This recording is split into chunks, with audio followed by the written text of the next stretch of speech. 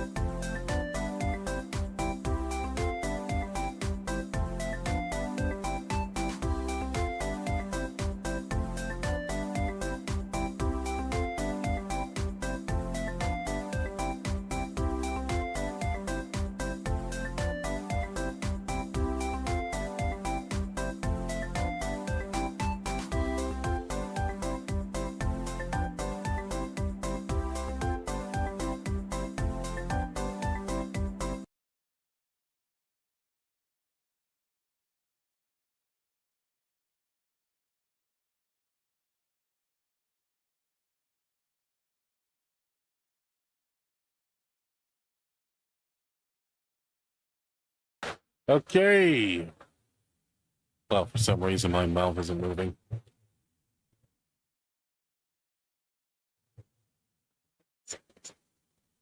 I guess maybe you can just say I'm talking to everyone telepathically now. Oh, yeah, because I ended up hard resetting my YouTube studio features. Let me go ahead and put the void up, actually. Doesn't matter. Doesn't matter. Anyway, though. We're already live, so show must go on. Salut frickin' Terence, everyone. This is Terence here. And I am an idol in training, hoping to bring smiles, laughter, and joy to everyone around the world while playing games and doing fun activities. And today's activity is an episode of Terence Talks, and this time I'm joined with the lovely Sod here. I'm going to go ahead and undeafen, and we'll begin introductions. All right, you boys undeafened.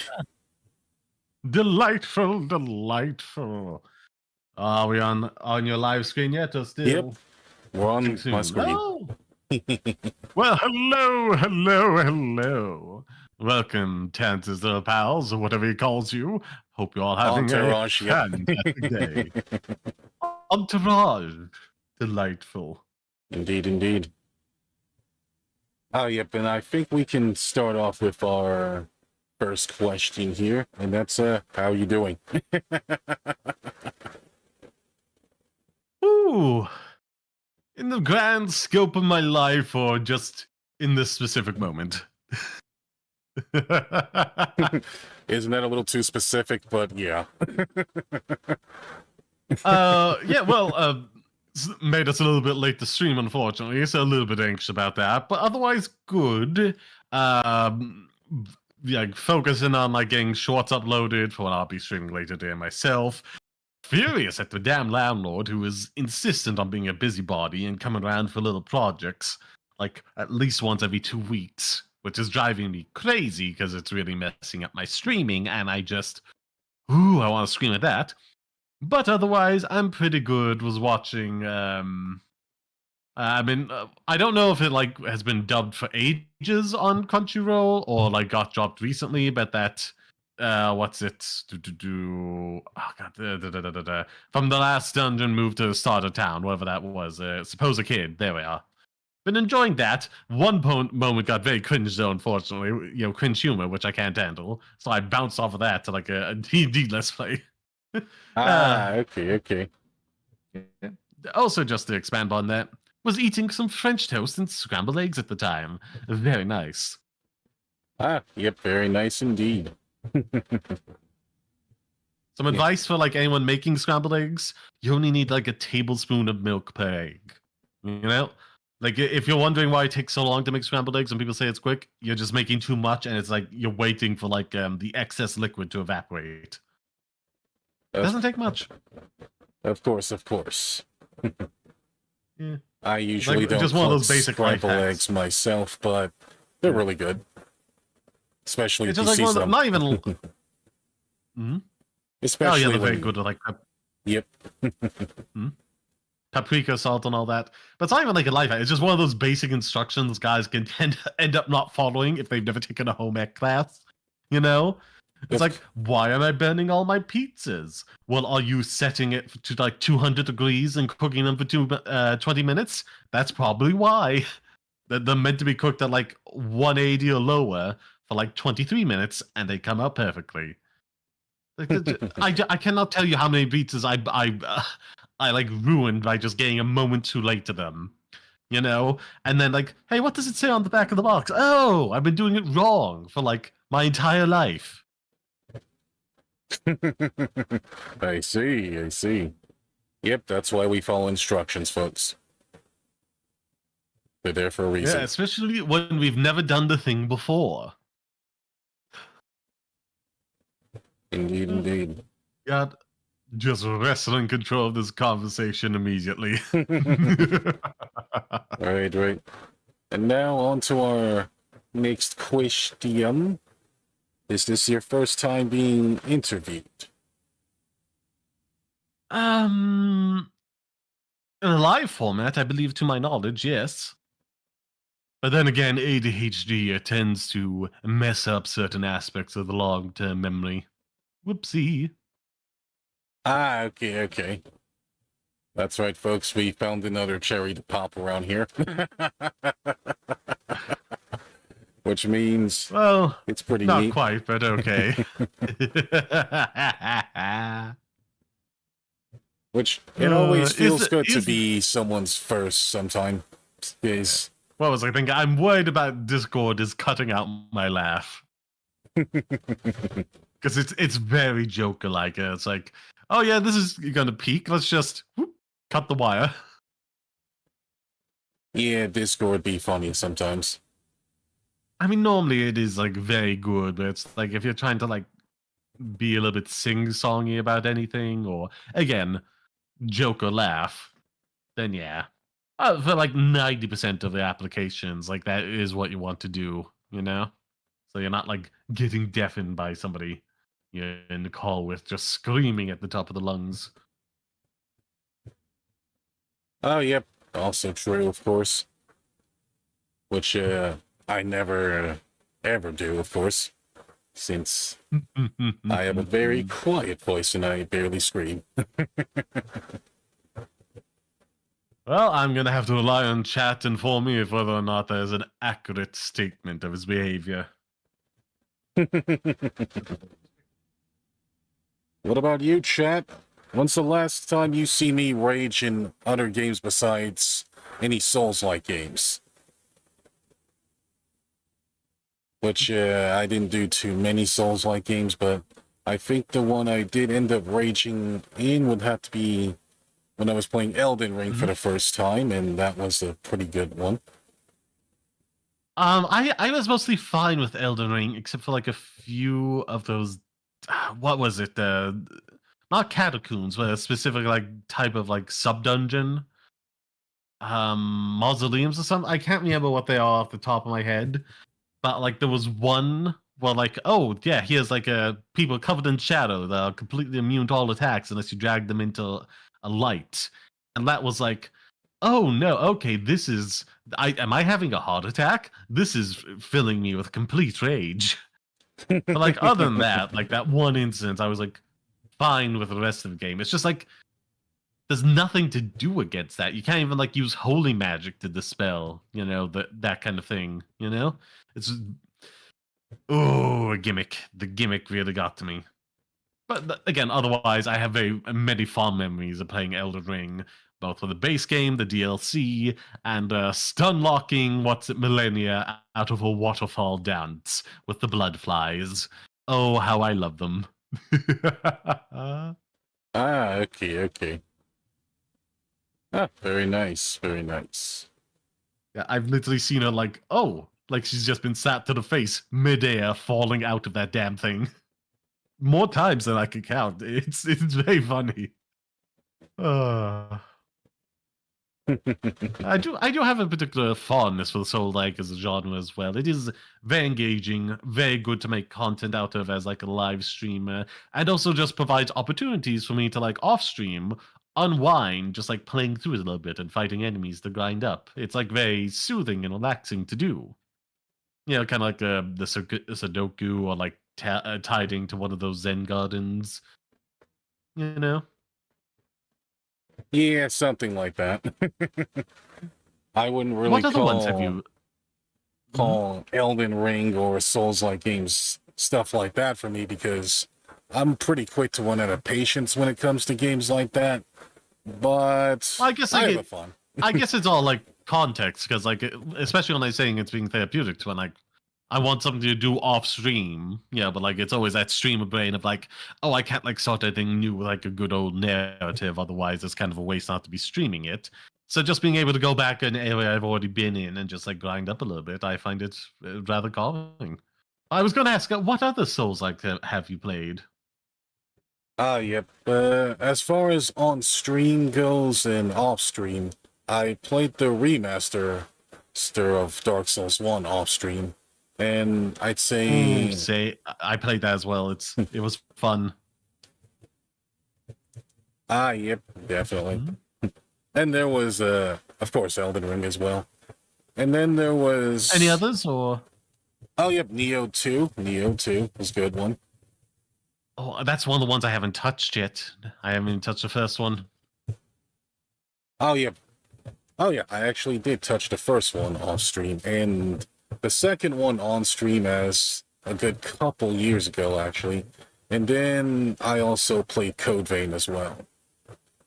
That's one of the ones I am on my backlog to do on stream. I'm looking forward to that one. I like playing as casters in these games, and there's a lot of different builds apparently for that, and also multiple looks. So I'm really excited for that. Also excited for the upcoming DLC for Liza Pi. Liza P. There we are. I'm thinking of the film. Whoopsie. I'm super excited for that. As soon as I'm done, what was it? I think like, as soon as I wrap like Cyberpunk, or if like I have a lot of content left in it, I might put it on the shelf for a little bit so I can do Liza P and then come back to it. I'm gonna be playing it. I was also like because I'm like one stream away from wrapping Baldur's Gate 3. A fun game narratively, but it's got a lot of higgly-piggly bits when it comes to like actually playing the game. But like I was debating, should I put What's a Dark Souls 3 on like my little Patreon and YouTube member poll? And it's like 9 years old or something, you know. Like it has like the box I have is like a sticker of like IGN 2016. And it's like I was having a big old debate with myself, and I think I really should just save it for another thing, and you know, like a retro stream day.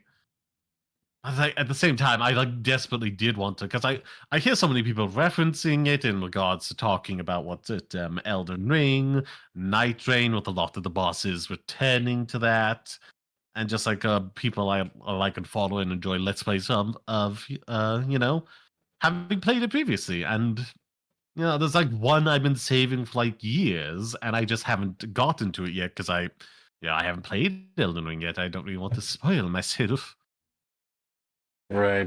Sorry, DS3. But you know, all things in time until we die. Right. All right, on to our next question. What are your hobbies?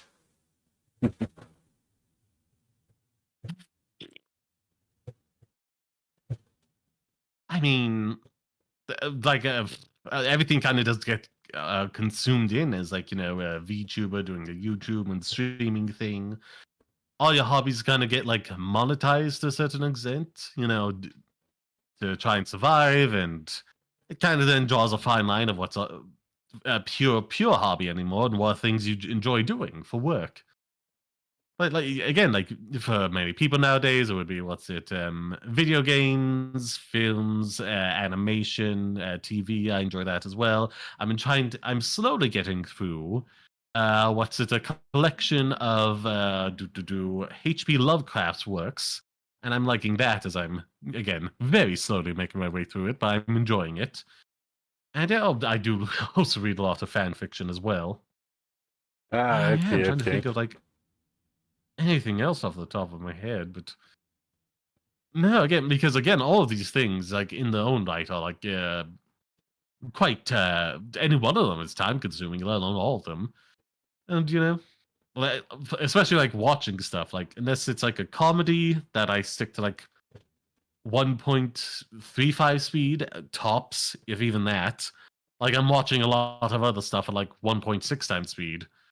It's just like again, like from a young age, I've always just been like finitely aware of my own mortality, and that does affect basically everything about me. Uh-huh. And like I do enjoy consuming as much as possible, enriching my experience in this world. Right, right. Oh, yeah, you mentioned fan fictions. What sort of fan fictions have you been looking into? Ah, God, it's been a hot minute since I've properly delved into them because like the first half of this year, I going to like the very end of the last one. Oh, things have spiraled out of my control immeasurably. But still, I do like to basically read up on like the ship fanfics. Basically, any ship I really enjoy that isn't like canon, and it has like the original story to assist me. Like basically any other ship, like just off the top of my head, Charlister or what's it, Luna and Moxie. I love like digging into those stories because I know like odds are unless I somehow get incredibly lucky, I'm never going to be fulfilled in that way by the base shows themselves. So I'm just like really enjoying myself with like fan works from other people who also gender squaw enjoy them as well. And there's like multiple other ones, but I'm not gonna like list off every possible ship in in the universe to you. Of course, of course. Oh, like that would be also pretty hilarious if someone actually did Mhm. write an entire fanfic around Sonic and Amy getting together and having kids. Oh no, there definitely are those, and like I don't get me wrong, they're like very what's the quality as well. Like a lot of people put work, love, and effort into these things, and they turn out fantastically.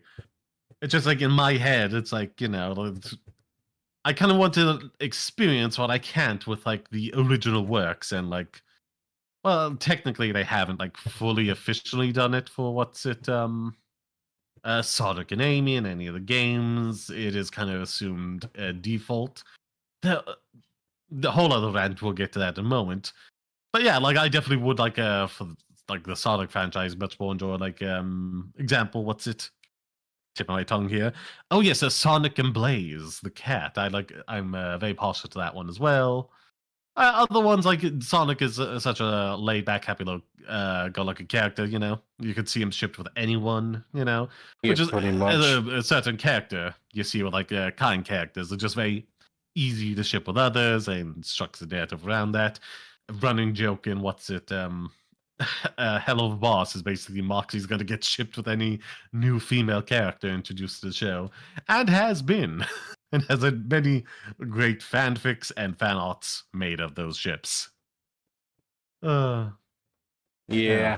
Well, oh yeah, I was also Ah, gonna mention ah. complications with like shipping, even in like the official narratives as well. Not to go too deep into it, but like Sonic Sat AM, which released before like Sonic CD, was it that introduced Amy? Mm-hmm. Introduced Genesis Sally Acorn that people are still very fond of to this day because of the great work they did on that show. But like, it's weird. It's like Sega never really picked her up in like an official way or introduced her into the mainline games, and it's just like cordoned off there. Despite again, like Sat AM and what's it Sonic 3D released within a month of each other, with Sat AM coming first, and it took multiple tries to find an iteration of Amy that worked. I'm just baffled that they never. Maybe it's just a rights issue thing, but just baffled. There's never been like a game with like Sally Acorn in it. Oh yeah. Oh well, what does she? Who exactly? Sally Acorn. Yep. She's basically what's it? Okay. Sonic's anime takes in its own timeline where Robotnik takes over and manages to enslave a larger percent of the population and starts robotizing them, turning them into robots. And Sally Acorn is a leader of the resistance movement and a princess to the, I believe, captured king for a good chunk of the story. So, like, Okay. she's there while Sonic's like the hero and what's it like, going out there and fighting and bashing all the robots. She's the one kind of like leading the larger group and strategizing and focusing on like, okay, where are people being held hostage? How can we help them? How can we disrupt what's it, Eggman? She's very much the strategist of the and leader of the group. Sonic is, for lack of a better term, the very powerful fist. Right. And like to be clear, like they are quite clearly expressed to be in a relationship towards the end of the series. Like they share a kiss and everything, which I don't even think in any official work Sonic and Amy have done. Oh yeah, that's true. Actually, yeah, they never actually did show Sonic and Amy kiss each other once. Yeah, it's just like a weird thing to think about. You already have like a template that works very effectively, perfectly set up for you from the TV show, and you just don't. It's just like one of those things that confuse me. And I don't hate Amy or anything. Oh, far from it. Far from it. If you see some of my private likes. Right. But yeah, it's just one of those things that baffle me. I wish I could like ask someone behind the scenes, why? Why is it like this? Do you have any of those like things yourself? Like, this seems like an obvious, easy way for like some kind of franchise to go or to something they could be doing instead, and like they just don't, and it baffles you to your core. Yeah, there's like a few instances. I think one instance would probably have to be Naruto and Sakura never getting shipped, but I'm glad they didn't, of course. Oh yeah, she literally all I remember her is what's it being like the pink-haired girl from the show. That I don't even know if like it officially started anything for me, because more I think about it, it's like I think back to it, it's more like Alita from what's it, Code Lyoko that really started me down that path. I see. I watched it a bit as a kid, staying up way too late watching Toonami, but like that is not one of the ones I got into at that age. Full Metal Alchemist, the original run, that I got into and enjoyed immensely. Oh yeah, that was a good one. Yeah. Oh yeah. Some people on to prefer our next question. I Actually, was gonna say real quick. Some people prefer Brotherhood, but I feel like it's like, oh, we said this, but we were lying. Haha, surprise reveal, which I don't really enjoy all that much. So I kind of prefer Brotherhood, the original, because it lays out consistent rules and follows them in intriguing ways. Whereas like Brotherhood is all surprise reveal, and I just get bored of it. Anyhow, what's that next question you have for me? How did you get into video games?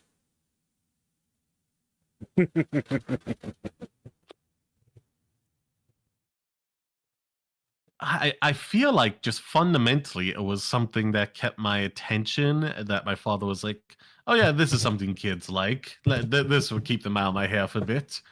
And, it's all been in a direction on a hill, whether it's up or down, that's for the viewer to decide. Right. But yeah, I feel like that's just like a standard way a lot of people get into it, frankly. I mean, I could tell you what like one of my favorite earliest games was. Genesis Quad, Sly Cooper. I enjoyed those games immensely. Streamed them. Like I've been through those immediately when I first started with like a VTuber model. streaming years ago, and you can okay. still find them on the channel to this very day. You know, Oh, and but thank you for the donation, Dragon Master. yeah, Dragon Master Zero, how very kind of you to donate. Thank you, thank you, thank you. Yeah, you can continue with the story. But yeah, I really enjoyed the Sly Cooper games. Hmm? Say again? Oh, yep, I was You going just to cut out say, there for a minute for me. you can continue with the story after that donation, thank. But yeah, really, really enjoyed Sly Cooper. Really, really enjoyed Comedy of Fox and the Pink Tiger. But yeah, it just kind of spiraled out from there, and then that leads into a list of games larger than I could even have on the channel. Well, at certain points, you know, it will like eclipse that, but there's just so many games that are so good, so enjoyable. It's an art form in and of itself that doesn't get enough respect in the mainstream, asterisks to an extent. I would say those who refer to themselves as the mainstream, because like I think like the video game industry earns more per year than what's it you know, movies do. So, you know.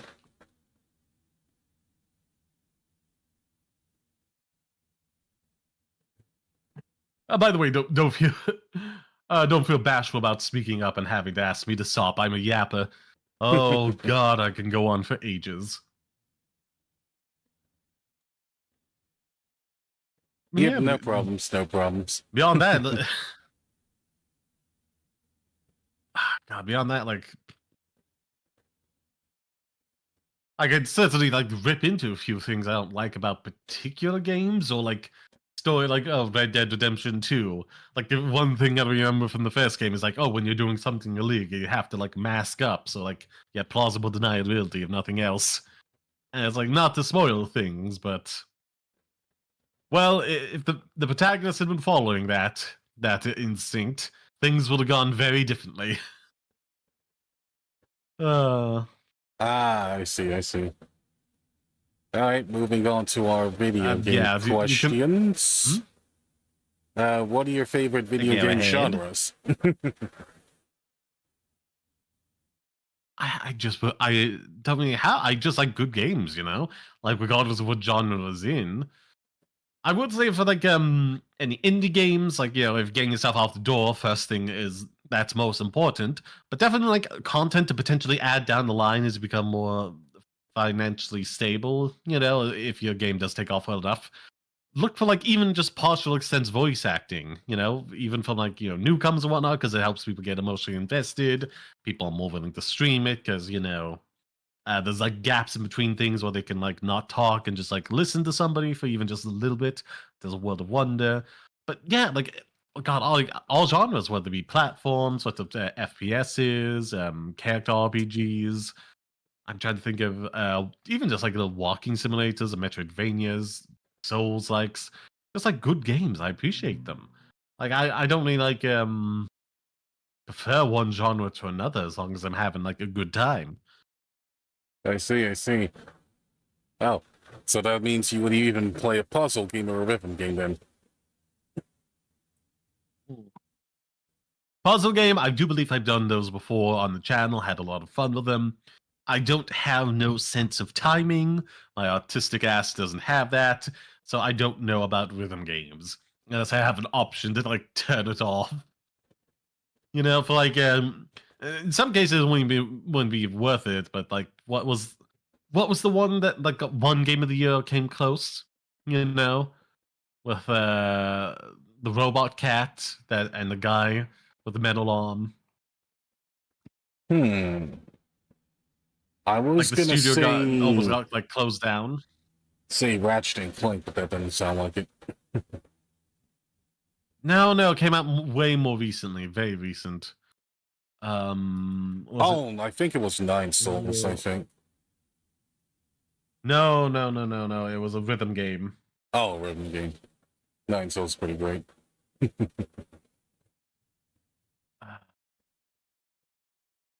I haven't really kept up with too many rhythm games, so my repertoire isn't that high on them. Oh god, like my OCD insists I figure this out now. Mm, Cat. Let's do it. No, that's Stray. It's not even a robot cat in Stray. Why is it telling me this? Ah, no. There, oh, high five us. There we are. Okay, There we okay, are. nice. That because that like is like a fun game, beat 'em up in its own right, even without with the action elements, with an interesting, engaging story. I just feel like I would do terribly at it if there's not an option to turn off the rhythm nonsense. But like that, like people love that. It came, I think, like one game of the year came close, but also had like hiccups with like the studio getting shut down for some reason by Microsoft because it wasn't a huge financial hit. Like it still made a lot of money back relative to what was put into it, but like not an insane amount, which was somehow a failure to them. I don't even know. I Yeah, can't pretty even begin weird. to describe it to you. Yeah, the state of the game industry right now is like not great. Oh no. Oh naughty no. Anywho, Yep, on to our what next else was there? question. Oh, yeah, I can go ahead and ask Hmm? what's my favorite game genres. Yep, I Oh mostly yeah, play what? a lot of action RPGs. Solid choice. Solid choice. I mean, I really did enjoy what's it like the first three Arkham games. What's it? Asylum, City, and Origins. I did not enjoy, despite it being a technical achievement. I didn't enjoy what's it? What was it? Arkham Knight that much. You know? Yep, I played a little bit of Arkham Knight a little bit, up until the point where I got the Batmobile, but then there were a whole bunch of other games that came out and I just Uh, slipped my mind. like it's a fine game, but it doesn't bring back the original writer, Paul Dini, and it does suffer from that to an extent, as top of like that Batmobile being like really all consuming to a certain extent. You don't feel like you have the standard amount of side missions and villains to fight until like the DLC dropped. And like when the DLC drops, you feel like you should be having extra more, not the standard amount. And it's like, uh-oh. On top of that, like the combat, some elements they really did refine, and other ways it kind of got worse because they got rid of the armored enemies that you could beat down. That like is as close as a rhythm action game I can be good at because I can control the initiative and thus the rhythm. But like it was just like standard goons and then these big hulking jerks that were like super armored. It's like it wasn't they weren't really engaging the fight, and they took away a big fun part of like fighting the standard enemies. And then, God, yeah, they didn't bring back the ninjas that much either. It's like, oh yeah, there Hmm. was a martial artist in Origins that was actually fun as well because it would add this little beat you'd have to do where like you would attack, you would try and counter, you have to wait for a little bit for the counter symbol to come up, and then you press it and counter his counter, and that's like fun. And you have to like double counter them as well, and that was engaging. And they don't bring it back for the night, and I just wonder why. Hmm. What else was there I didn't really like about it? Oh, yeah, Oh, there's as for something what else I I was was gonna get at. saying as well, there was also Hmm. action adventure games as well as platformers. Play a lot of platformers.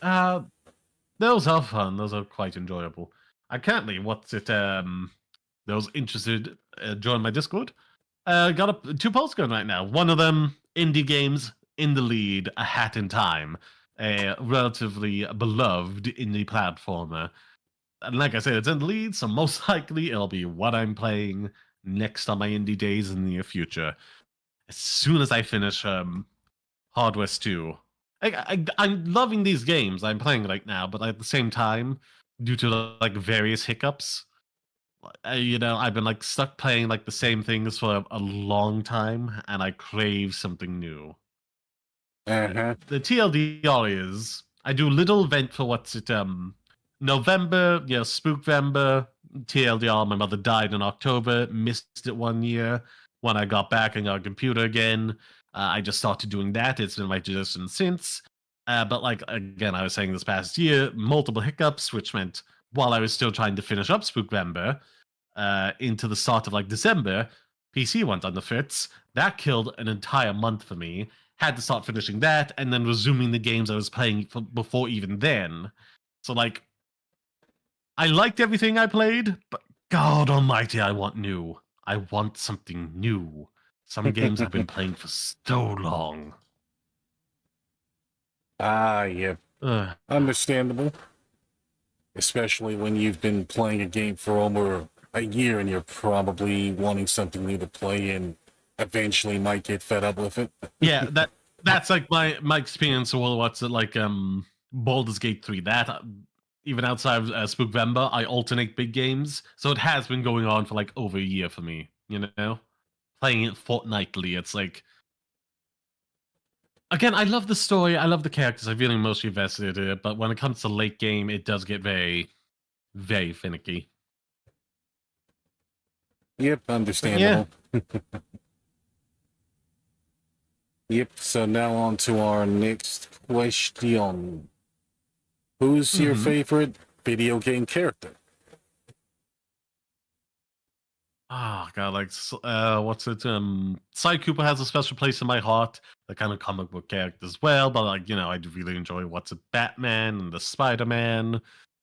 Oh god, like I'd have to go. Hold on, let me just find my own channel there for a second and look at playlists to see if like anything really jumps out at me.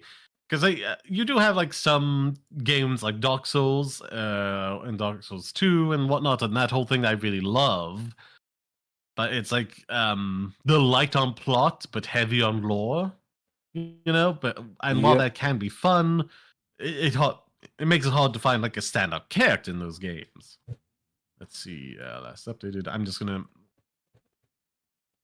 as I want to do multiple times, I don't want to remember. Oh, Faith from Mirror's Edge. I just saw that scrolling by. I did that for like an anniversary. Oh god, I love her so much. That's a game that held very special in my heart as well. I just like locking onto some of them and I'm scrolling all the way to the bottom. I saw like Alan Wake there as well, and that's really good. Really good experience with the game. Very good to stream as well because it breaks up into little chapters for like each episode. So I would highly recommend anybody checking that out. And also doing the DLC because those are fun as well. Fully voice acted, very engaging. Oh, like Donut County was a very fun one as well. I like the dynamic between the two leads in that. Let's see. Okay, no, we're looking for characters I like, not things to rant about things I didn't like. Control. Oh, I what was it? Jessie, I think her name was. The character in that. I enjoyed her immensely as well. Trying to get answers and being like, no, the government was out to get me. Let's see. Oh, Raz from like Psychonauts and Psychonauts 2. It's like one of my first instances of stumbling across his like voice actor, and like many others, he's played a lot of characters I've just loved. Oh, I did like a one stream of this, but like Ace Dandy had like Dandy Ace. He had a vibe to him, a proper gentleman. That was a lot of fun. Okay, sounds interesting. Who cannot love Hades? Like the rogue like to introduce like strong, structured, storied elements to like in between runs. Oh, I haven't played Hades, but it definitely sounds pretty nice. It's a very fleshed out game. It like elevated the genre of the roguelike, Everything tried to aspire to be as good as that afterwards, and much to our je ne sais quoi benefit.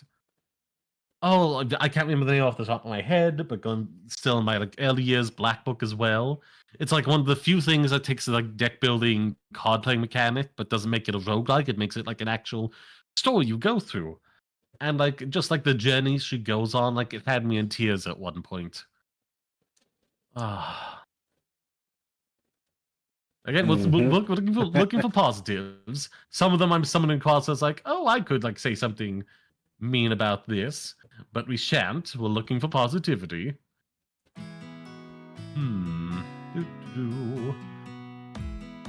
Yep, Yeah, never mind, that is forgot the because I played a BGM. lot of Souls-likes as well. I played a lot of Souls-likes, and it's like, you know, okay, one I can blame for is like Wolf. I do like him a lot, especially if you take him down like one of the good paths. From Sekiro. That's like one where it's like, no, this isn't just like a blank slate that you're building to your own specifications. It's like a unique, specific character. I do enjoy that. It's got like his own fair share of traumas to work through. I don't know if it's like a proper character, but like, God almighty. Endling, Extinction is Forever. That's a game that'll make you cry. Oh my god, Disco Elysium. Disco Elysium. Disco Elysium. It is so good. I forgot to do like a whole side quest in that before I ended the game, but oh well. I kind of thought I would get naturally resolved towards the end of it, but no, I kind of did miss out on a whole drug operation. Whoopsie. Let's. Oh, Killer Frequency. That's also a really, really good one as well. Like a good back and forth between two characters over like a game that you can do in like one stream, but like regardless, it's like it is a lot of fun. Oh, can I just throw out Hitman? You know, Tobias Reaper, if like the close to real name as he has. He's just like a lot of fun to play at. He always got like a witty one-liner. Okay. He lives like three in my head, you know? Yep, understandable. Very understandable. I'm still scrolling up, but like, by all means, tell me when the cutoff is. Oh, DMC Devil May Cry. I do like what they did with that. Not everybody likes that reboot game, but a lot of like the issues they don't like will like insist upon Capcom itself, not the people making the game. There's a whole What Went Wrong episode about it that you can look into. What I will say is, it is actually like a very decent game. Has good emotional moments in it, and I do have like a strong sense of who like this version of Dante is. You know? Oh, yep, I cannot a lot of comment people upon like hate that side of Dante. Yeah. Well, that game in particular, but like I can't say about the base game only because I have not played any of them yet. So you know. Right. Oh, Black Sad on the Skin. That's one of my more recent ones. I had a good time with that. That's a fun game. There's also like Gotham Knights, which, you know, I would recommend watching some of these streams with that. I was like engaged enough with the characters to an extent, but like for the life of me, I cannot recommend it for the gameplay for people. Right. Alright, then I think we can move on to the next question. And that's yes, by all means. What anime do you watch? Gee, anything dubbed, really. I'm trying to catch up. I just recently also got iDive subscription, and now I'm like 2 episodes away from finishing the Eminence in the Shadow Season 2. Absolutely insane main character. Like, legitimately, I cannot comprehend his thought process. His goals and objectives just seem unhinged to me. He, for lack of a better term, thrives and desires to be the narrative cuck. You know, the person in the background with like providing stepping stones for other people to have agency, but never really striving for anything in himself other than this state of being. It's bizarre and baffling. Okay. I cannot even begin to describe it. Loop on the Third. Oh my god, I'm such a big fan of the Loop on the Third franchise. My god, I love the Third's love really it so good. much. I've watched like nearly all of it now. There's like scarcely a thing I haven't seen. Yep, I'd say the most I've seen to Lupin would have to be what was on whatever Funimation had around that time. I would have to assume, I would hope so, Part 4, because that's still good. I feel like Part 5 wasn't as good as Part 4, but it was still alright. It had like a lot of things to balance in it, trying to be like a pseudo anniversary thing when COVID happened, so I wanted to celebrate a different year. But anyhow, part 6 was kind of just bad, real bad. It sets up, I was like, oh, Sherlock Holmes barely does anything with it. We hint like Moriarty exists and is young.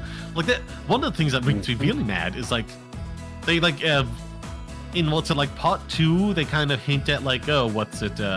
Lupin. Lupin. We're following Lupin the Third. Here's Sherlock Holmes the Third. And I feel like that could have been like a really unique, interesting gimmick if they brought this into this adaptation as well.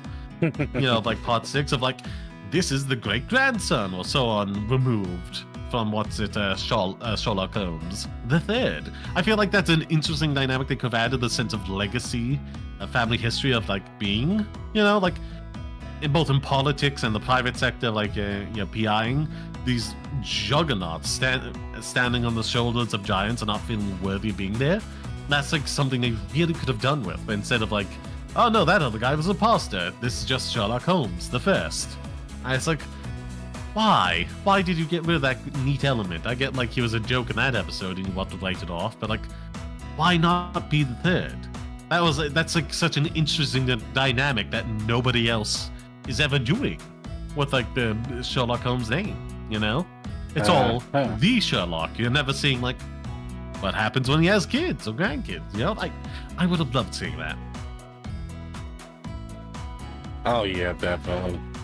Oh yep, I was also looking up Lupin the Third in the background, and apparently it's been going since 1967, which is incredible. Well, that was, I believe, the Genesis Quad, like a test pilot for like, you know, network.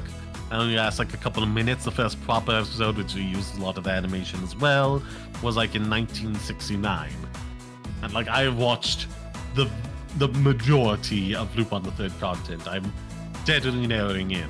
I have like there was a trilogy of films. I have like one left to finish because I realized, oh wait, I watched the wrong one. I thought these were kind of standalone, but no, the previous one is relevant to be watching this one, so I went back and finished that. But like, yeah, there's hardly anything more.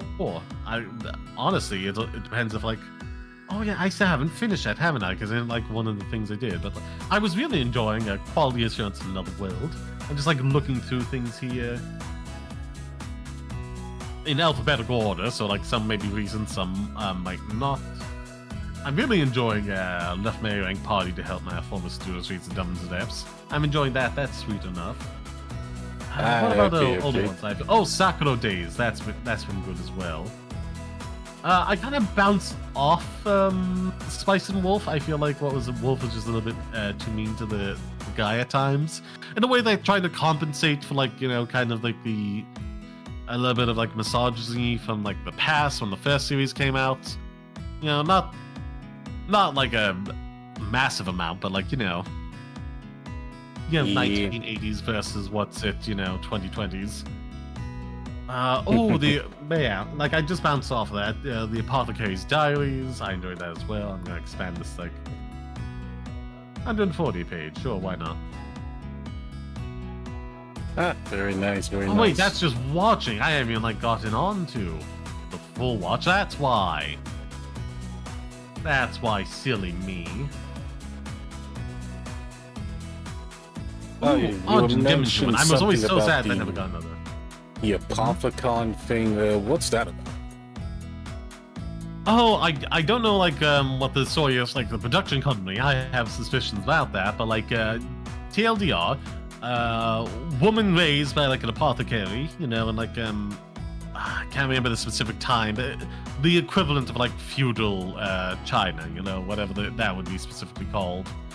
You know, gets kidnapped, starts working there, but like her skills being like the apothecary's daughter, you know, an apothecary in her own right, that starts shining out, and she's gets involved in things, and then court intrigue and political affairs and all that, various assassinations attempts. It's very fun and engaging. Well, another one that's kind of like, people are joking about what's it, Akuma MD, Doctor Detective. Oh, it's a Doctor House anime, and it's like, in terms of like being good artistic representation, it is Doctor House anime. That's pretty funny. They also have like Columbo reference that like was one of the characters in it, you know, the actual detective. But like, again, I did enjoy that series recently. I'm going through this alphabetical order, so because like assassination classroom, that's fun. There's some like that's a good one. Je ne sais quoi. Like there's garbage, like your type of garbage, you know, that you just kind of like can really vibe with, and then there's stuff like that's bad or stuff that's actually very, very good. Let's see. Yeah, I never really got into like Attack on Titan. Oh god, some of the details have faded from me now, but back in the that was a fun show. I remember that being quite entertaining.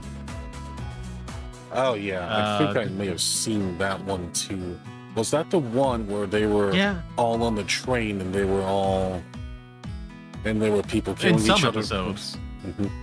There's also like plots about like immortality as well, and that's fun.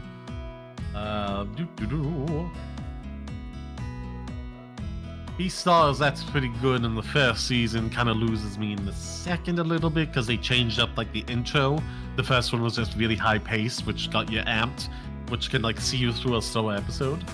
But then they changed it to a more generic standard intro in the second season, and then it just kind of killed my hype. I still have not seen part 3 yet. I remember liking Blue Drop well enough from back then. Black Lagoon was fun, though I feel like tries to be mature in the most immature ways. But like I still enjoyed it. But like, yeah, that's something like I have a critical complaint with, but like still enjoyed it. I just love Minions. I love anything about like that, and like Black Summoner I think is like still kind of good, but it's more in a but it's my kind of trash kind of way. Still decent, but there's a gimmick in there I'm really enjoying and getting more out of it than others normally would. Caroline and Tuesday was a fun watch, though. Oh yeah, I actually had a Netflix subscription when I saw that. That was actually really good.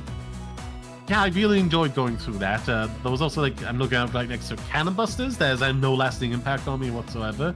It was like interesting, but like wanted to go places and never did. And it came out in 2019 with no like follow up whatsoever. So I feel like nice. What else was there?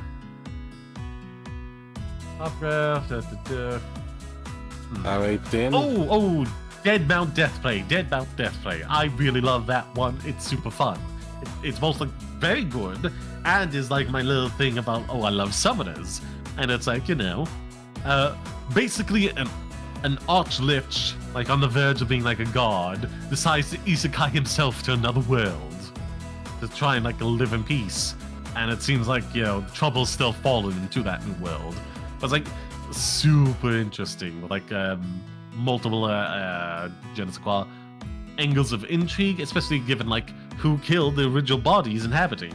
The soul was still about, and he's put into this little plush thing, and it's kind of like borrowing the body for now, he says. Or I think I remember it now, actually. Yeah, but it's like we still don't know who or why killed that. We got like all these different groups vying as well, and there's just one magician who's like BSing his way through everything. He's my favorite. I love him so much. Dead Man Wonder. That's one that hurts. That like, this never got another season. Yep, never got another season.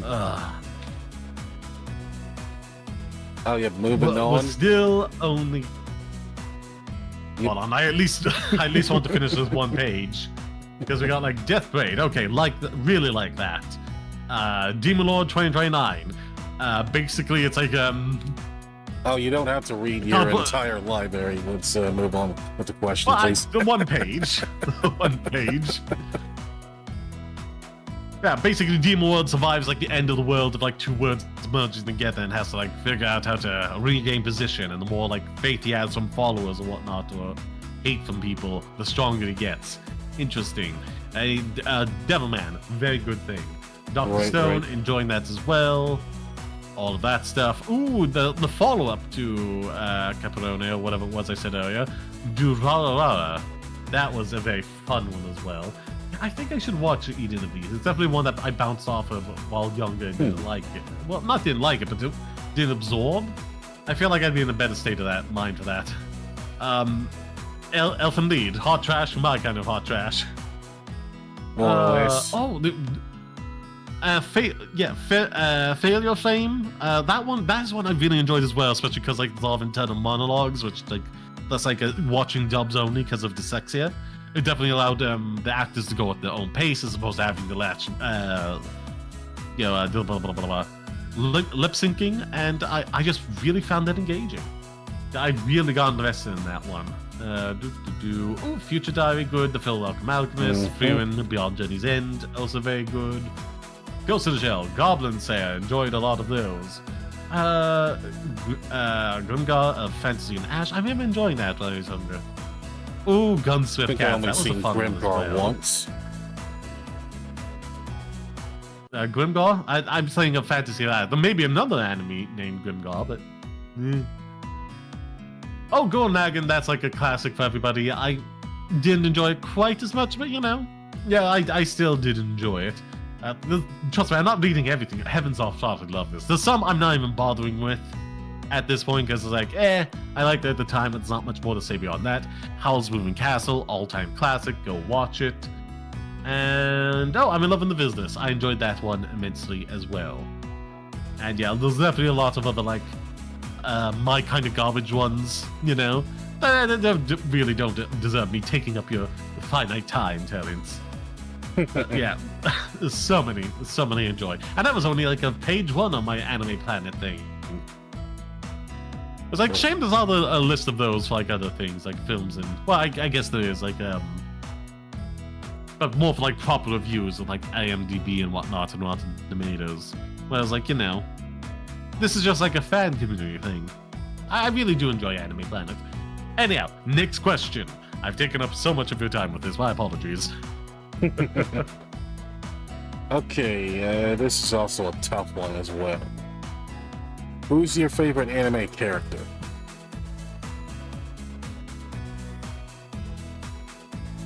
Oh, God. I mean, for like a legacy, it's like Lupin the Third. I've watched so much of his stuff. I've enjoyed most of it as well. It's just like je ne sais quoi. And again, like I only started getting into him when I was like a little bit older. You know, by late teens, early 20s. There's not like strong nostalgia there, but anyhow, like just in terms of legacy, the little alchemist, necromancer from je ne sais quoi, Deadbound Deathplay. I enjoyed him immensely as well as the magician from that show. Oh yeah, I missed that entirely. Cowboy Bebop. I really liked Ed in that. That was fun as well. I'm literally just scrolling over this again. I'm just trying to think of like any other characters that like particularly stand out to me. I particularly little sweeter than life cinnamon rolls. I enjoy those characters very, very much. Like, you know, I just like little cinnamon roll characters, you know, as main protagonists. Yep, nothing wrong with that. Like, yeah. Scanning for any other. I mean, there's also like just like one-off films, like, you know, from like Studio Ghibli. Like all of those leads are bop. Oh, we're in the L section of my thing, which is going to be Lupin the Third again. Still scrolling.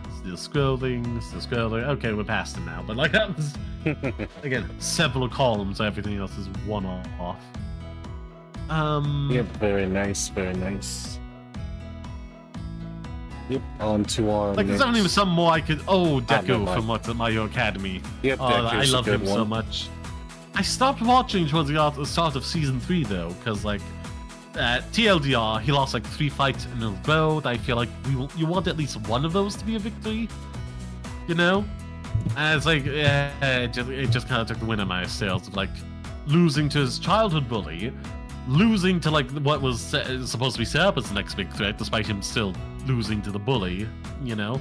And then what's it like, the former sidekick of All Might, and it's like, I just needed one of those to be like a proper win. You know, you could still lose the other two and I would have been fine, but like all three in a row, it's like that kind of took the wind out of my sail. Overlord. Actually, I do Overlord. think Deku did get a legit win in that season, and it was that guy called Gentle Criminal. Well, I'm just talking about like, well, no, I'm like emotional ones. These are ones that like really impact the character and matter to them, not just being the bad guy. You know, that's why I called it. He did have wins before that as well, but it's like, one of these I wanted him to win and be happy about. And, win in like an emotional kind of way. Well, but in the sense like this emotionally matters to him. Beating his bully, you know, what was intended to be All Might's replacement that he's now being directly compared to, actually managing to win against him despite his quirk, that would have satisfied me as well.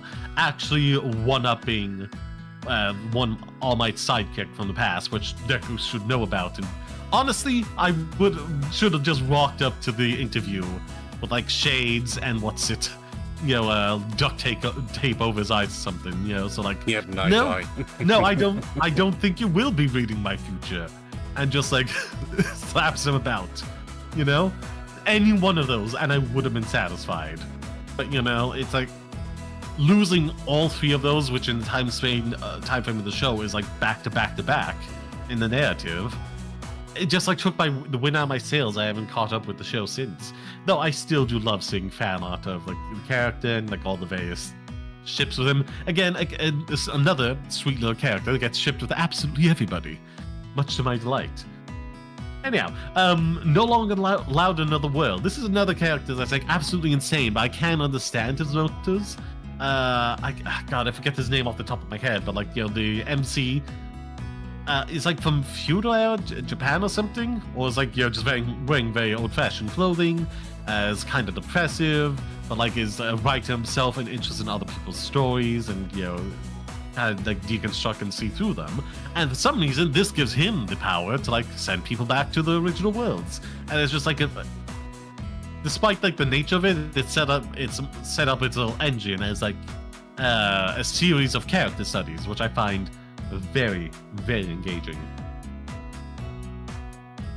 But yeah, also like Einzun Gold, absolute badass. I just love him. The big Professor Layton, he technically counts. Got a movie that's pretty good. Go watch it. Okay, very nice. So would you say all of those are your favorite? It's hard to have like one definitive. Like I said, if it's just like for the one I've seen the most of, it would be Lupin the Third. Freaking, there's like so many. Then I think we can just say Lupin's your favorite character, then. Ooh, Sacrificial Princess and the King of Beasts. That's again, those are two characters that work so well together off of just right there as well. Oh yep, I started getting into that recently. Shadow House, so many good characters in that. Shangri-La Frontier, you were watching that as well. Those are characters I really find fascinating and engaging, despite the fact that the only objectives in the series is to beat the mysteries in this popular MMO RPG. You know? That's all they got going for them, but it's so fascinating and engaging. Yep, that's why I like it. It's not about so lovely and enjoying.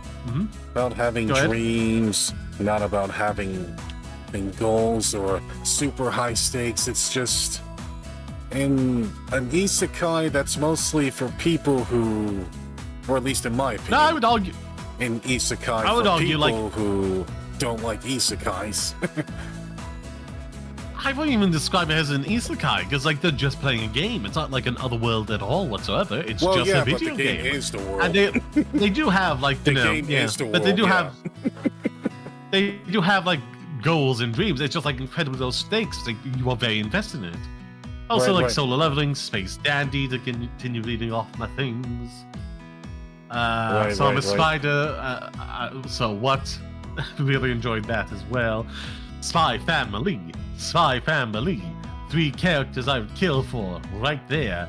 Oh, Sugar Apple Fairy Tale. Oh, those more characters I'd kill for.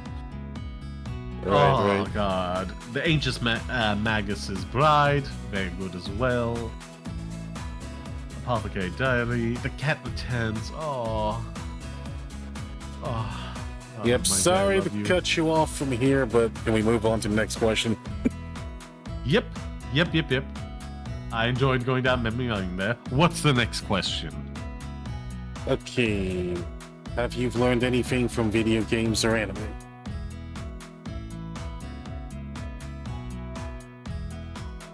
How to efficiently kill people? Oh, and I've just finally got off of my thing there. Holla, Jose, forgive me if I'm butchering that. Oh, a bat, don't let the Chinese see it. Well, bat cat. Yep. But yes, dark humor. humor. No, Hello, Jose. humor, Welcome in. Yep, I already said hi to Jose, you. there we are. My apologies. I was like in my own little world there once we got on the anime question, but now I'm back paying attention to chat. Anyhow, yeah, pretty much that. Because like games that feature hacking quite a lot, but obviously they gamify it to a point where you don't even learn anything from it. Like everyone, film and TV just provides a bunch of like little individual tidbits that if you remember enough of them, you know quite well how to eliminate someone. It's like, yeah, I guess like if you're accruing up of it over time, Right. you know how to be a killer. In my case, though, I pretty much learned through JRPGs that about the usual power of friendship and stuff that goes along in those games, and the power of bonds and such. And of course, Yeah, I would say I usually don't learned give that up from, and like- stuff. Yeah, I would say like I learned those like first and foremost from like other sources like anime, like Pokemon basically, and like other cartoons before like I even like really got into like Genesis Qua. Yeah, again, video game heavily. I guess like I would also say like Sly Cooper taught me like possessions is like 10th of the law. Pretty much. Yeah, if you got it in your hand and they don't, well, they don't own it now, do they? Yeah, very true. Especially since we're stealing and we're playing as thieves. Oh yeah, what would you say your favorite Sly Cooper game in the series is? Oh, it would have to be 2, because like that one really scaled things up after the first one. It feels like a good leap forward. Whereas like it seems like the third one was like to rush things out the door. You know, like it just pales in comparison, and is decent, not even that good. And it has like several character motivations that are kind of iffy towards the end, and it makes it difficult to set up like any follow-up games because of like how specifically they choose to leave it. Quite baffling. People like get mad about some stuff in Sly Cooper Thieves and Times, if I remember correctly. But like playing that game, it was a lot of fun. I enjoyed myself.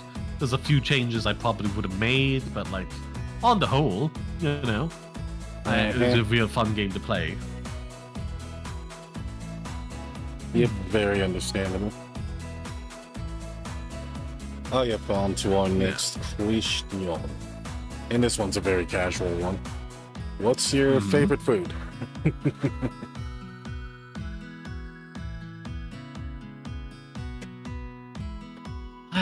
It's like, again, the same thing. It's like, how can you choose just one? I love a good old burger and chips. I love pizza with a lot of cheese, sausage, and pepperoni on it, French toast, pancakes. Oh, the taste of a nice, sweet, juicy apple as you bite into it. How can anyone just pick one thing? Well, you know, we all have different tastes. Oops, I let a hiccup there. What are some of your favorite foods? Let's see. I enjoy hot dogs. I enjoy hamburgers, as well as pizza. All very good. Yep, very good. And tacos, I guess we don't have Mexican different tastes. I grew up in Ireland for a large part, but also like my father, when living in America, was definitely upper middle class, so we kind of they've separated a lot of that, so I haven't had a lot of just Mexican food or anything. Honestly, that ethic at all.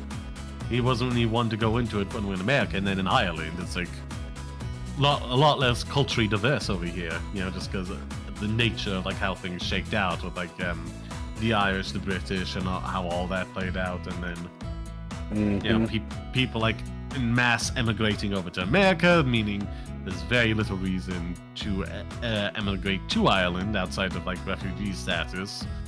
So yeah, there's not much. You basically have your standard takeaways, and maybe the odd Chinese place because like there's a lot of American tourists. So yeah. Oh, they have Chinese places in Ireland? Oh, the odd few. Okay. That's nice to know, actually. I forgot to ask, what's one of your favorite anime characters as well? Yep, favorite anime characters. Well, it may sound like a very generic answer, but I really like Goku. That's perfectly respectable. No need to justify yourself. Right. But yeah, Goku's pretty much been my childhood hero since I began watching anime. So he pretty much is the biggest standout. Are there any others that pop up in your mind, or just Tim? Let's see, there's also Gon from Hunter x Hunter. That's like one I think about watching, but it's like, oh, it has so many episodes, and I'm already like keeping up with like so many stuff that is coming out. Maybe never, you know. And yep, and then there's also Luffy as well. Luffy's really great. Oh god, yeah, I remember watching that on 4Kids. They had a real knack for making intros on 4Kids. You know? Yep, they did pretty much ruin One Piece for me at that point, but that was when I was a kid, of course. But now that Funimation, or at least when they did around that time, bought the license of it, they practically improved on it a lot more, in my opinion. I don't know. I like really enjoyed watching it as a kid. Unless you it's better. So many intro songs are just like so bad for like anime. Like it's like just like setting up like plot points that are coming down the line, as opposed to like selling like a universal vibe that you can hop into any episode and kind of understand what you're getting into. You know? Like the 4Kid ones are like actually like unironically pretty good. I can't think of like a single one that didn't get me hyped to watch the show I was about to be engaged with. You know? I was like, oh my god, so many now. I just skip because it's just like, yeah, we're gonna be doing this, and this throughout the course of the season, as opposed to like hyping me up for the episode. I never skipped Genesis Beastars the first season, or Shadow House. It's still good throughout the two. It still kind of sticks to its thing. But I never skipped those, because those get me hyped. Those get me invested. Those make me want to watch. And there's been some others that are decent, but don't quite get that high, so it is what it is. But so many are just bad. Anywho, right. Hit the like button, everybody. Thank you, kinda. Yep, and on to our next question now. What are your pet peeves?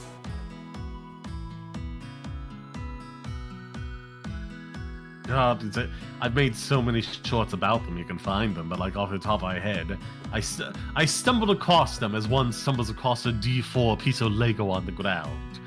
I don't pay them much heed after the fact, you know?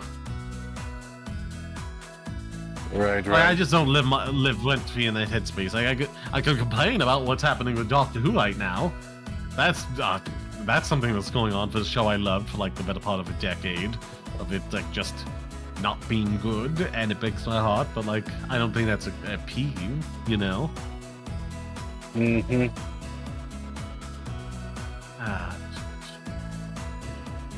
Again, it's there's always like little things I say aloud and then hit the cut marker for later, and it's like, then it's just out of my mind entirely, and I just cannot for the life of me recall any of them at this moment in time. Yep, I'd see that. That would be a pet peeve in and of itself. I mean, it's ADHD, baby. Yep, and hello, Inochi. Welcome to the stream.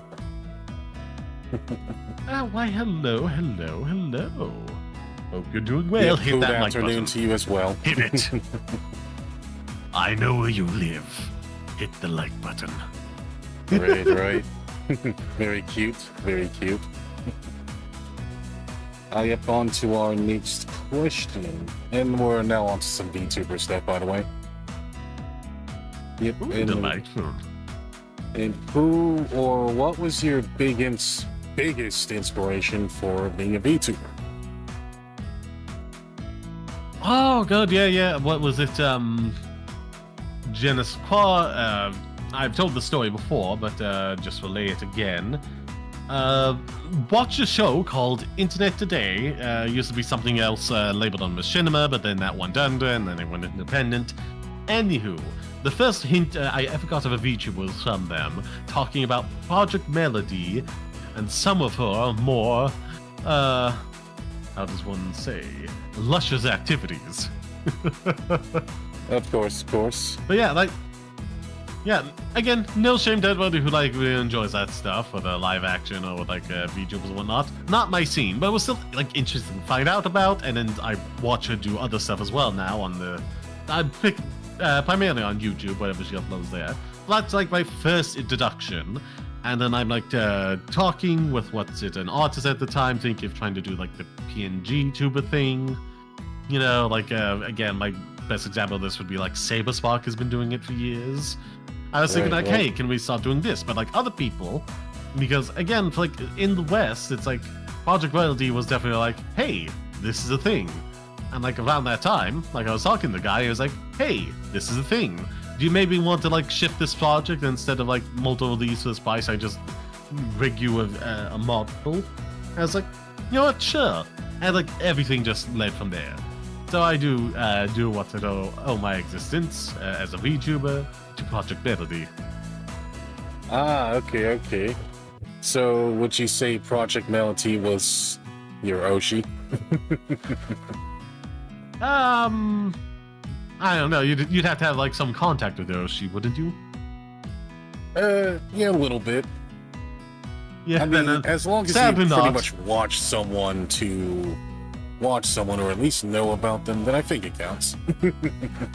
Then maybe. We'll see. Okay. Again, hit me up anytime, Melody. Yep, hit up Song Melody in case you want some furry action for you. Yeah. Well, it's on my mind. What's your favorite fairy character?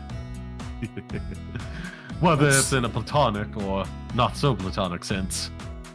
Let's see. That's a tough one for me because I'm not really a furry myself, but I enjoy rabbits. Any rabbits in mind any rabbits in particular come to mind? There we are, that's a sentence. Not too many of them. Any that you can name off, or?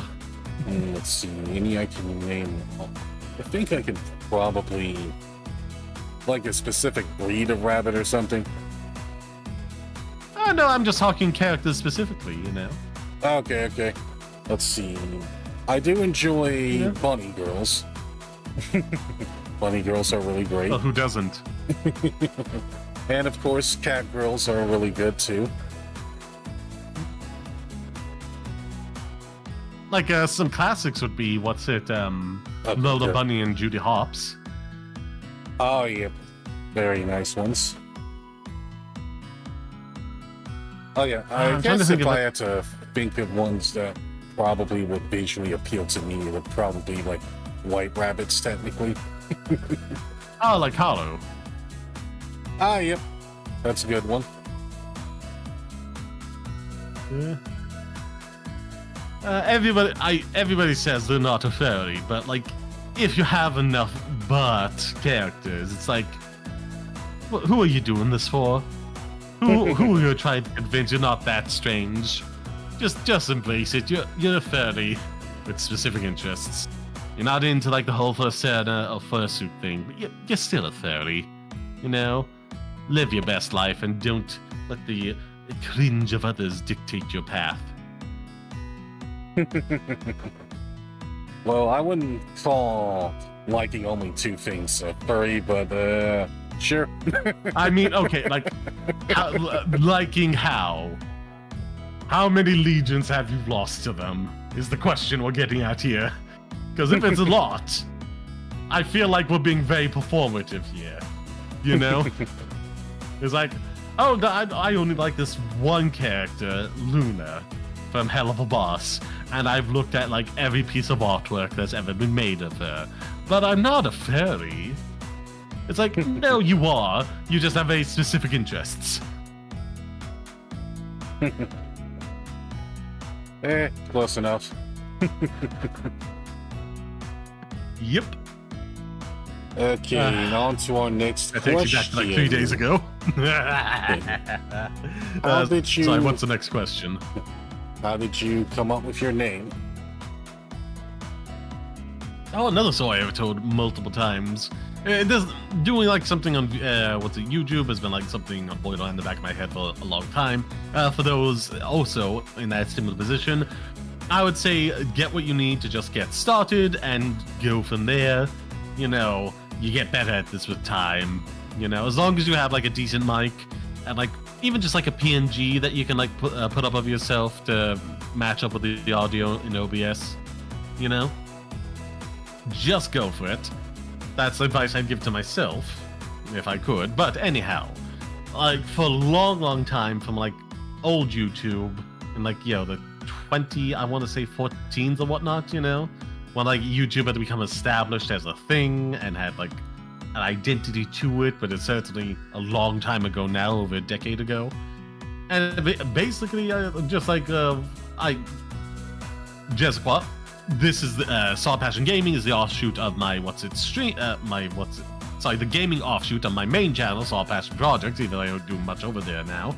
I want to get into it, but anyhow, that was all about like reviews and whatnot, and Saw just came as like an anagram of like suspension of disbelief, and I do like firmly believe in like criticizing things within its own narrative, first and foremost, of like, oh, can you spot a boom mic in this scene? That's kind of bad, but like, as long as like the actors are good and like the structure and story is fine, then like technical mishaps are unfortunate, but whatever. It's more like, how is the story within the narrative it's trying to set up within its own world? And that's kind of where like that all came from. So SOD, suspension of disbelief, and then I just figured, okay, but yeah, instead of just making this an anagram, because like by the time I did get around to this, we were like 2019, which again is like 5 years later, completely different era of YouTube, where everything was getting a lot more casual. So like having a whole anagram there, I feel like was a bit much, so I just kind of shorted it to Sod, and we got the channel Sod Passion Projects, and then Sod Passion Gaming. Okay, very nice, very nice. So your whole name was one big initials then? I think it was like an anagram I'm thinking of. Oh no, that's shifting about. Whatever it's like, condensing, whatever that's called. I can't think of it off the top of my head. Okay. It's like you take like the first letter from like each word in a thing and then condense it down. Politicians do it all the time. Right. Hold on. Yep, we call it initialism here in America. No, that's okay. A single word being mixed about.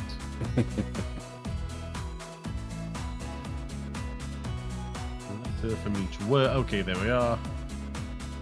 Abbreviation. There we are. Abbreviations, of course. Anyhow, yeah, just abbreviation of that, but then I kind of dropped that as well, and then you pressed on from there. Anyhow, Alright then. is there another question?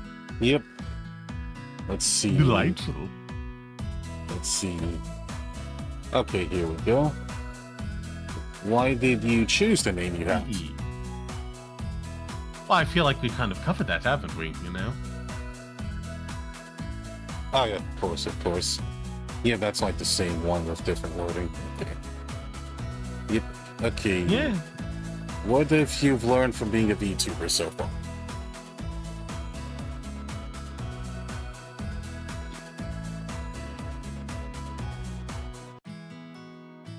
Ah, God, like it's hard to say. Like I've learned little things. Again, like you're never gonna get good just out of the blue. Practice makes perfect, so you kind of gotta start doing stuff. Try your best, even though you know the first attempt isn't gonna be that good. It's an iterative process, becoming better and better at these things. I will say, like I've struggled with that on the other channel. Like I've got a mental block on like one video I haven't like touched in ages. I recorded. I think I just have to redo at this point. I just want to get it out there so I can move on to other stuff. You know, because that's exactly what's happened to me here. Like if you just don't do it again to get better and better and better, you just kind of get stuck and don't do anything, which is not a good place to be in. Yep, sounds about right. Anything else to add to that too?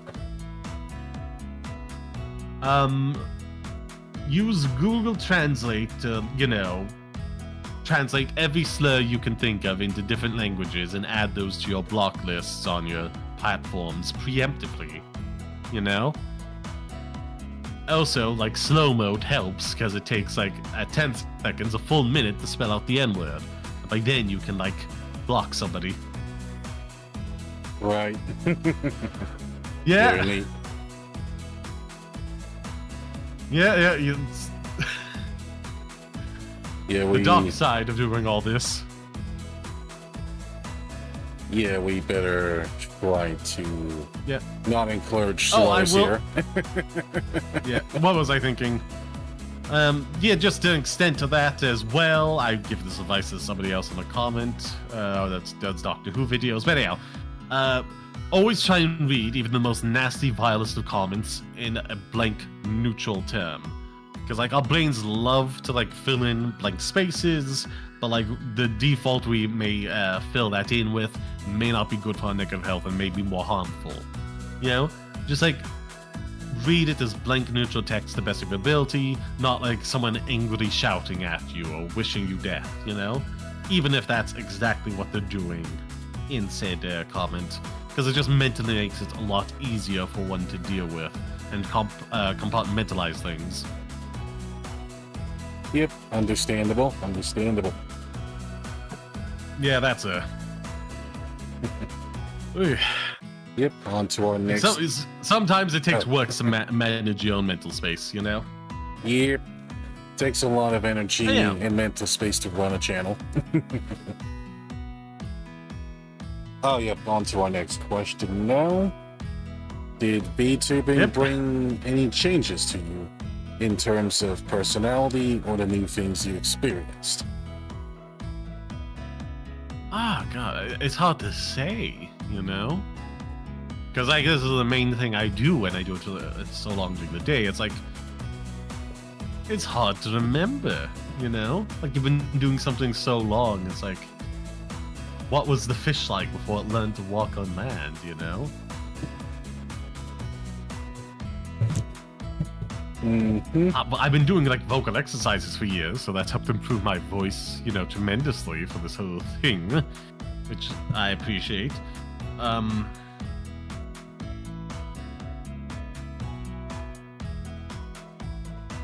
Despite all the headaches, I think I'm happier, you know.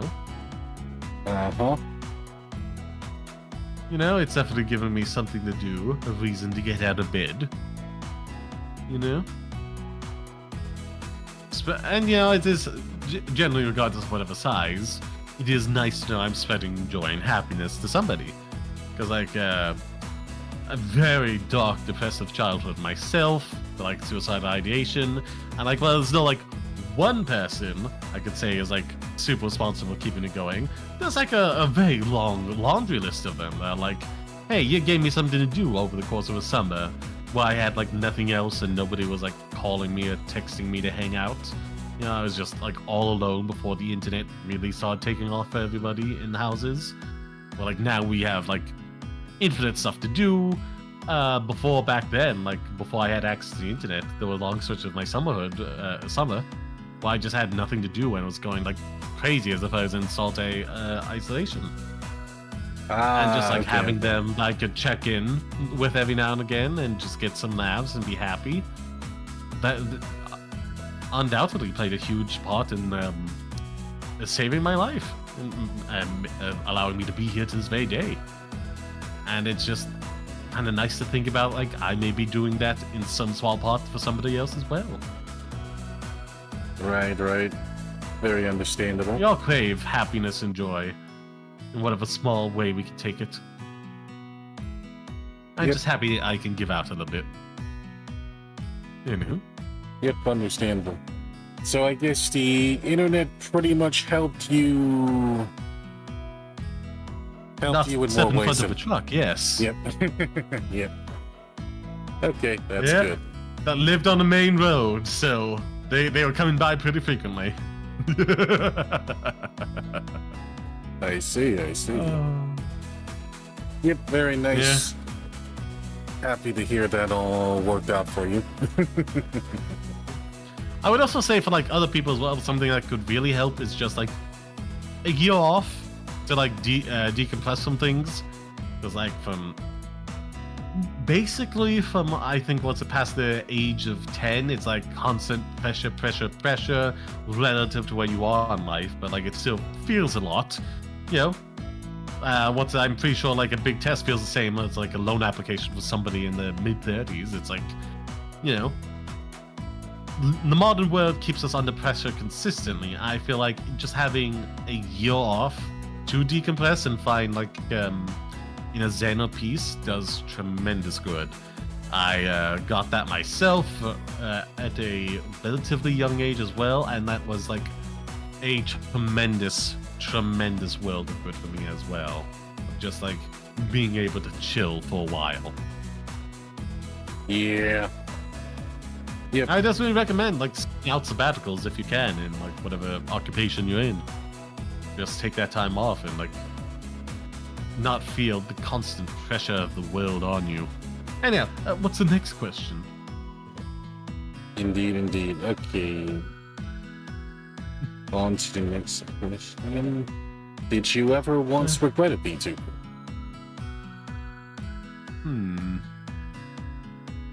Not really. There's a little spiteful part of my mind. It's like, oh, like if, like I wouldn't be bigger than my mouse or anything, but if I was like female, like just like very femme presenting, I feel like I'd be like a more sustainable level for this, at least like a part-time thing. Yeah, with all the years I've done this for, but like not regretted doing it outright, you know?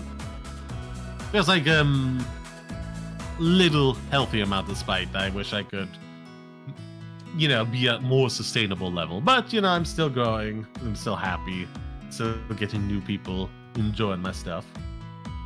Yeah. Again, like, some people will say, like, you know, oh, it's so easy if you just, what's a woman to do VTubing and all that. It's like, no, it definitely takes hard work, talent, and, you know, effort to become very, very big, you know? Like, God, like, what's it, Iron Mouse, what's it, Zenyatta, what's it, Melody, unfathomably more talented than I am. No denying that right now. But, yeah, definitely, like, more people are just, like, again, like, statistically, you got guys that are willing to simp for you, you know? And you got the girls willing to trust you because you're, like, one of them. Whereas, like, a guy just thought they made chicks horny on main, and again, like, you know, it's just not that special, you know, like, to be the guy doing all this stuff, you know? Oh, yeah. But yeah. Again, I don't think it's, like, a big, massive defining factor, but, like, at the same time, like, some people try to write off altogether. I feel like, nah, It's not entirely irrelevant. It's just not,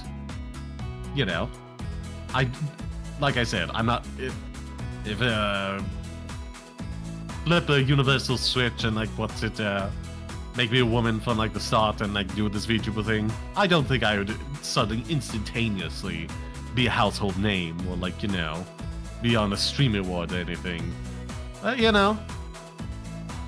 Definitely think I'd have something, especially with disability allowance and like some kind of like manageable income from this. But again, maybe that's just me being overly spiteful.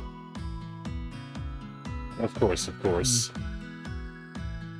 Alright, Dean? Yeah, I don't think I regretted VTubing that much either. Nah, again, I've just like something I enjoyed. I would also say whether or not you are of the fight or the flight mindset would tremendously affect like how you engage with this, Of course. Because I would definitely have like the more fight response, and thus like in the worst case scenarios that can definitely understandably break down others. It's like it is a problem to deal with, whereas for some of the more flight response is like, my life is in danger. How am I going to get out of this? How am I going to survive? It's just like the mentality that can fundamentally affect you. Not to say like it's inherently right to be one way or the other. It just like one allows you to deal with like some of the potential negative repercussions of this line of work a lot easier, even just like mentally speaking, to not be worried about it constantly. Yep. I would say like I'm a relatively like kind of paranoid person as well. It's just like I'm just also not like constantly in the state of fear about things either. Indeed. Oh, yep, on to our next. Full mask off with this interview. You're having fun. Yep. You're enjoying yourself, Terence.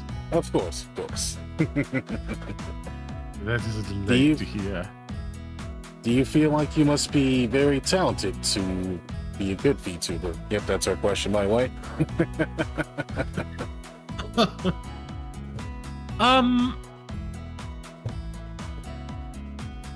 Not particularly. When anyone was straight, sorry, not with straight, specialization.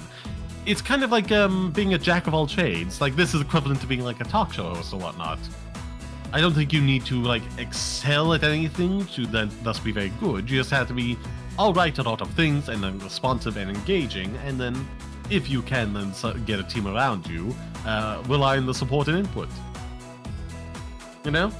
Right.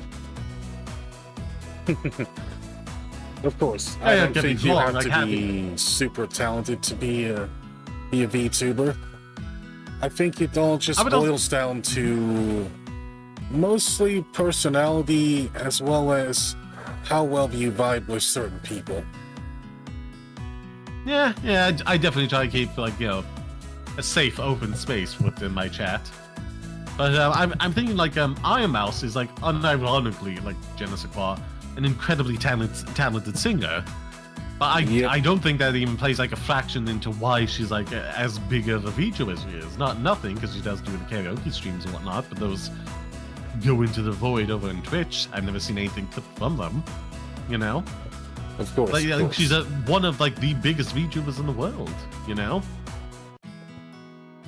But like, it's not like a super like, massive talented thing. She is like an amazing singer. Is the reason why she is. Honestly, it's just like VTubing, as much of anything, is just like putting yourself out there and people vibing with you. Yep, exactly.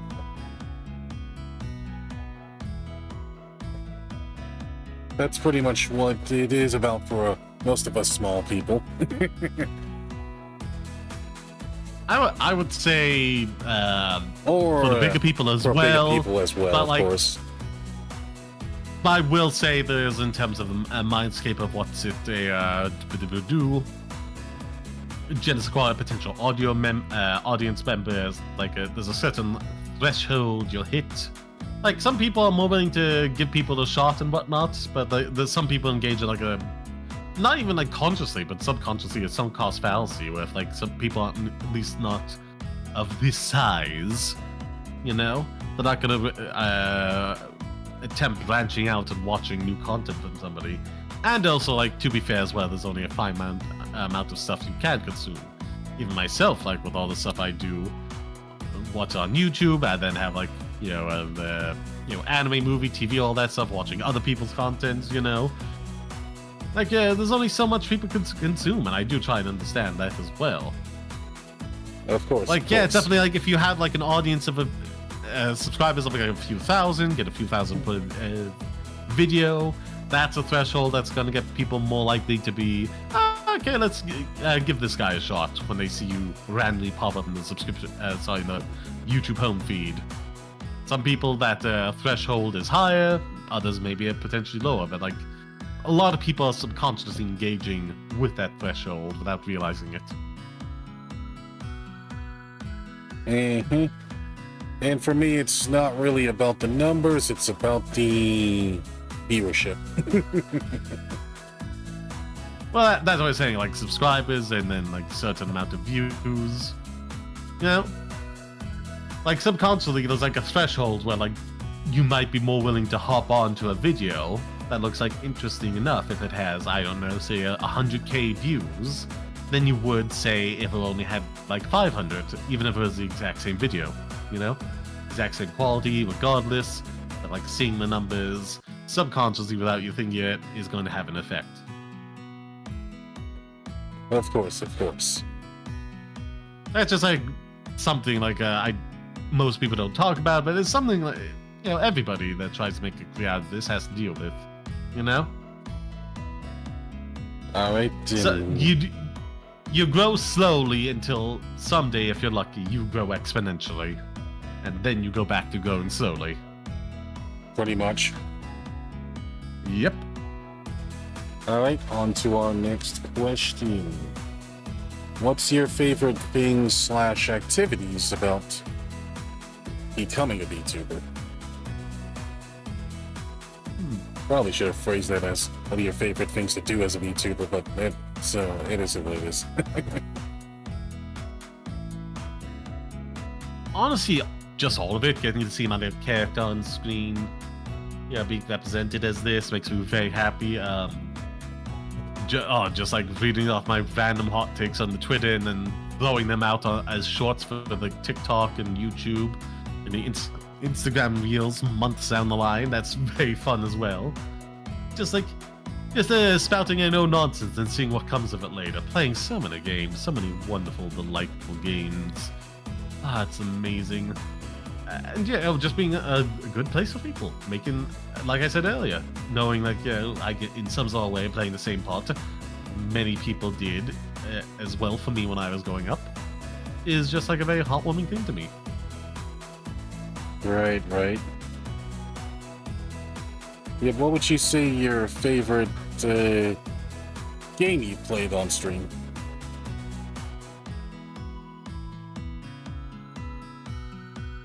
Or favorite game to stream, technically. I feel like this gets into the debate of like, what's it, like I was saying earlier, like, Jenna Squad, what's your favorite genre? It's like, there's just many I have very fond memories of, both big and small. Like, I love playing through, what's it, like, Elden Ring? Oh, God. I live next to a pub, and somebody's getting having spats right now. Yeah. Jeez, I hope that's not picking up on mic. It is very distracting. Anyhow, I can't hear it, actually. yeah, anyhow. Love trying through Elden Ring, but like I was saying earlier, I never got much of a moment from that like I did with Black Book. That an amazing game as well, you know? Right. It's just hard to pick like one particular favorite because so many are just like so amazing, so breathtaking, or some like I had fun moments where I was just like spouting nonsense that made me real happy, you know? It's hard just to pick a singular one, you know? I can understand that. Yeah. If you can't answer, then we'll move on to our very last question then. All right. Yeah, just like I enjoy playing good games. Some from my childhood, most not, and I'm just like enjoying that. I'm just very happy playing so many things. Right. All right. Any words to your fans? That's the last question, by the way. I love you all. I hope you're having fantastic whatever time of day it is for you. Like more of my shorts. Watch and like them more on the YouTube and the TikTok. Because that's like the top of the funnel to try and get new people in. You know? And I just need more consistent engagement with that from my base. You know? Yeah, I can understand that. Yeah, again, try and spread positivity, try and be happy, but also selfishly, I need more core-based engagement. You know? I just need that.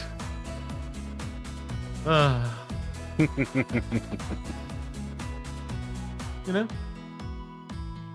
Yeah, I gave it a little bit of a positive spin, Okay, but like okay, I'm being okay. real here. I'm being real with y'all. Give it to me. Give it to me. Give me the little hot up dudes or the likes. I need them to hopefully get to a sustainable level. You know? Like I'm floating around always like 1.3 thousand watch hours short of getting ads on the YouTube videos, and that would be oh so tremendous. You know? Of course. We all want our plaque buttons. I mean, not even that, but just like a channel like down the line, like 50K. You can be very sustainable with that. Right. You know? Again, just going back to like disability, it's like I just want to be able to survive, you know, and it hasn't really come up any of these questions, but like there's a lot of difficulties when it comes to that, and just any kind of like support would have been, additional support for doing all this would be lovely, you know. But say la vie, say la vie. Did I mention I'm going to have a paywalled Patreon and YouTube members poll soon? Yep. Keep an eye out for that. Hello, here. Welcome to the stream. Hello. Where's the stream? Where did I put it? Hello. Hope you're having a good time. Hit the like button. Do it. Terence also needs likes as well. Give him the likes on all his stuff. You do shorts, Terence. You throw those out there. Right. No, I was asking, do you do YouTube shorts? Oh, yep, I do. I do quite a few of those. Well, I kind of fell off a little bit, but we do it. Yeah. I do keep in mind, it makes it very easy just making clips from it, as opposed to like having to come up with a concept, you know, for like my other channel. Just pulling clips from my streams is very easy, especially with like popping out the quick actions on Twitch and then marking down on the VOD for later. But yeah, that I'm like overflowing on that front, but like I could definitely understand falling off in terms of, you know, oh, I need to come up with something to say, what do I want to do, like, you know, basically the entire work you'd have to do conceptually for a video for something that's like 60 seconds long. I can absolutely get that. But anywho, give Terence his likes, Healy, or however you pronounce that name. Give him the likes on all the things. Community posts, streams, shorts. Do it all. We desperately need them. Right.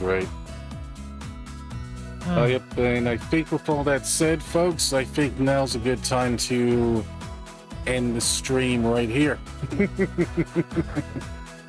Well, as I was saying, give this lovely stream a like for Terence's sake. Be sure to subscribe if you haven't already, and if you have the financial means to do so, consider joining for a YouTube membership. And you have a Patreon, Terence, or anywhere else that people can subscribe to. Oh, I see a Ko-Fi there, the Thrones. So definitely check those out as well. and follow him on all his other platforms as well. You can find my link tree as well for all my platforms. And yeah. Yep. Do you Thank you guys for watching. Do you have a Patreon? Oh, I don't. But yeah, thank you guys for watching. Thank you guys for being here. Special thanks to Sod for being a guest today. It was a lot of fun. Oh, I'm more than welcome to. What was that about, like... oh, like, maybe we'll take 2 hours, and it's like, nope. Well, to be fair, we have been streaming for like 109 minutes. Yep, an hour and 50. You can rewind and see some of the earlier questions, you know. Yep, I assume Terence doesn't list this after the fact, so like, oh, you can always enjoy the VOD. Don't worry, I always keep VODs up. But yeah, okay. It's been an absolute delight. I enjoyed yapping your ear off to no end. I hope you had a fun time hanging out with me. I'll be streaming later myself after I Je ne sais quoi. Upload some shorts, and yeah. In fact, what was it? When I gave it to you earlier, doing a live direct into that, or are you just ending? Yep, I already did. Got it. Once I end, it'll work. Wonderful. I have it like set for like 10:30, but I want to eat. And in fact, hold on, before we even end, I'll just update to like 11 my time. So I can like eat a little something, and then finish uploading the rest of these, and then have fun. For those wondering, Mario Sunshine. I'm trying to think of anything to like finish off on. Trying to pull some like nugget of insight. Oh, okay, hold on. How do you enjoy? Oh, hold on. I see it. Come on, here we go. Okay. Yeah, I just. Are we still live or? Oh, yep. Let's go ahead and put the ending screen back up again. No, I'm on the delay of like live. I was gonna ask a question, but okay.